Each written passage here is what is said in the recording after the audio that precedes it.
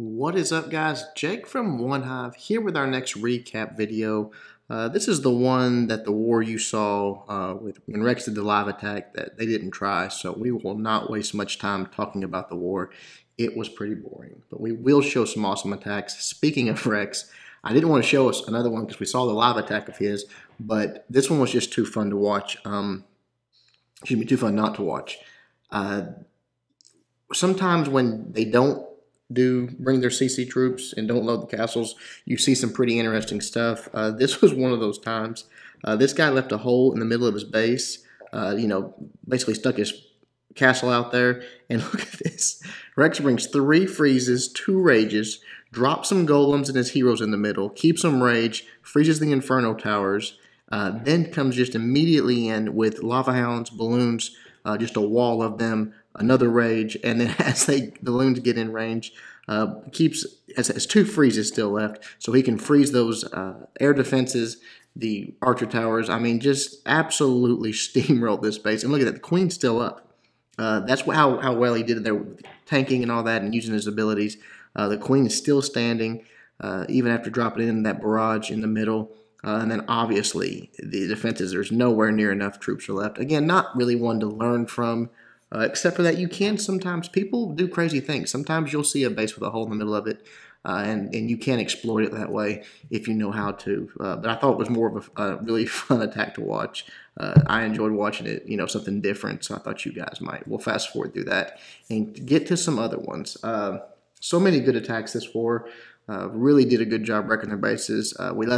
They had that base with the town hall out there. Number 1 had it as well.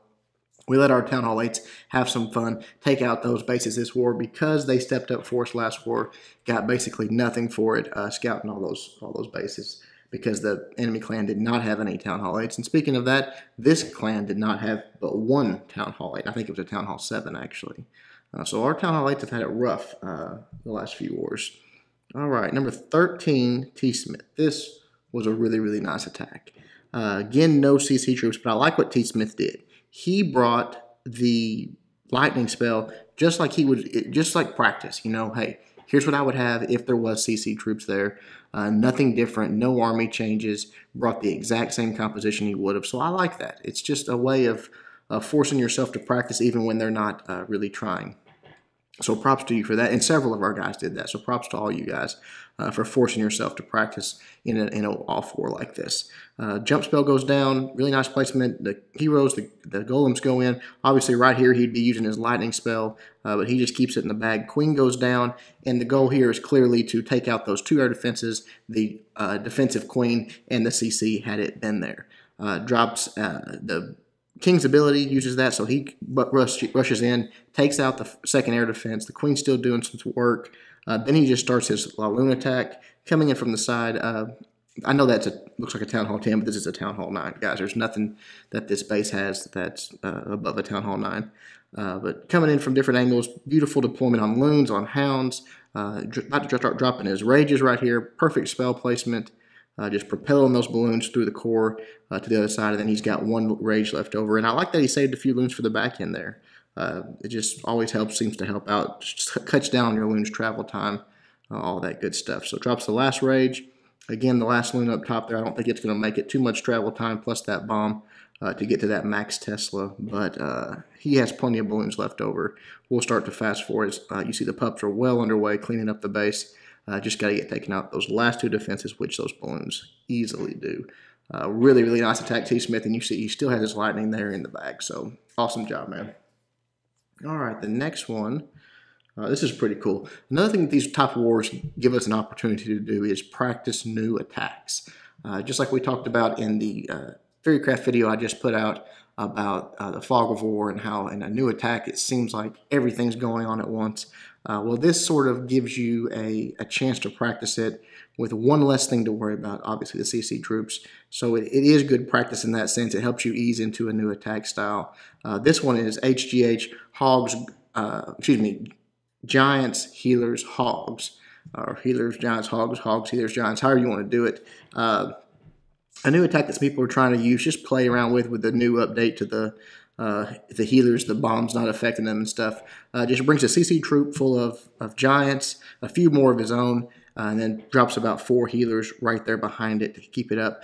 Creates the funnel, drops the heroes. Everything's going straight in. You see that the giants are, they're tanking for everything right here, and the healers are keeping them up. Then just starts doing the sort of precision hogs, dropping a giant to tank, dropping some hogs in, letting them work their way around the base. That giant bomb goes off there, drops the first heal, drops another giant over here, just letting it do some tanking on this Tesla, drawing fire, a few more hogs, and so on through the base. You see that over here on the right side, those giants are still doing a lot of tanking. The queen is completely untouched.